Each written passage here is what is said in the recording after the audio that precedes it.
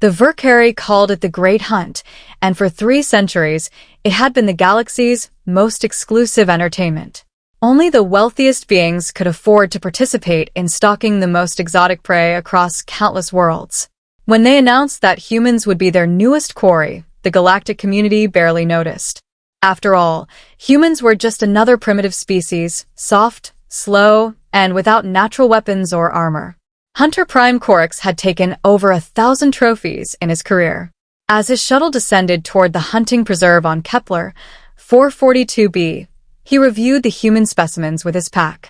20 humans had been captured from a colony ship, tagged, and released into the preserve's million-square-kilometer jungle. "Look at them," Subhunter 3 laughed, studying the bio-readings. "No claws, weak muscles, pathetic sensory organs. This will be the easiest hunt yet." Orcs' mandibles clicked in agreement. "The betting pools give them 3 days maximum. I wager we'll have all 20 by sunset tomorrow." They transported down in full ceremonial hunting gear, energy spears, tracking visors, and personal shields. The Verkari were apex predators from a death world, standing 3 meters tall with natural armor plating and 4 arms ending in razor-sharp talons. Against humans, it seemed almost unfair. The first day went exactly as expected. They found human tracks within an hour. The prey hadn't even tried to hide them. Following the trail to a stream, they spotted 3 humans filling water containers. "Pathetic," Threen sneered, raising his energy spear. "They don't even post guards." The spear flew true, but instead of striking flesh, it hit empty air. The humans had vanished like smoke. Where they had been standing, a crude hologram projector fizzled out. Orcs' translator crackled to life, picking up a transmission from somewhere in the canopy. "Hey, guys. Thanks for the weapons delivery. These energy spears are nice." The hunters spun, searching the trees, but found nothing. Then Threen screamed. A sharpened stick, primitive but effective, had punched through a gap in his armor. He collapsed, his own energy spear missing from its holster. "How?" Orcs roared. "The humans have no weapons." But humans didn't need weapons. They needed time, materials, and motivation. The Verkari had given them all 3. By nightfall, 4 of Orcs' 12-member hunting pack were dead or missing. The humans had turned the jungle into a nightmare. Pit traps filled with sharpened stakes. Vines that tangled feet before tightening like nooses. Poison thorns that bypassed armor to deliver toxins the Verkari had never encountered. Persistent predators. One capture hunter gasped before dying. They're persistent predators. Orcs didn't understand until the second day. The humans never stopped.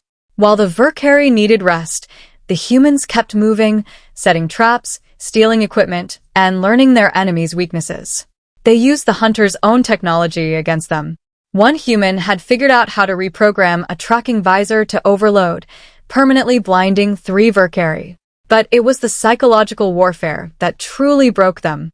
The humans would appear just out of reach, forcing the hunters to chase them, only to vanish moments later. Hours afterward, the exhausted Verkari would stumble into carefully prepared ambushes. Recorded messages played from stolen equipment, taunting them and wearing down their resolve. "We evolved on a planet that tried to kill us every day," one recording explained in an almost conversational tone. "You think this jungle is harsh? Try surviving an ice age with nothing but sharp sticks and determination." By the 3rd night, Orcs was alone. His mighty hunting pack had been reduced to prey, picked off one by beings they had dismissed as weak. He huddled in a tree, his energy spear clutched in trembling claws, jumping at every sound in the darkness. When dawn came, 20 humans emerged from the jungle.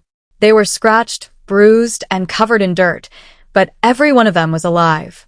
More importantly, they were armed with Verkari weapons and equipment stripped from the fallen hunters.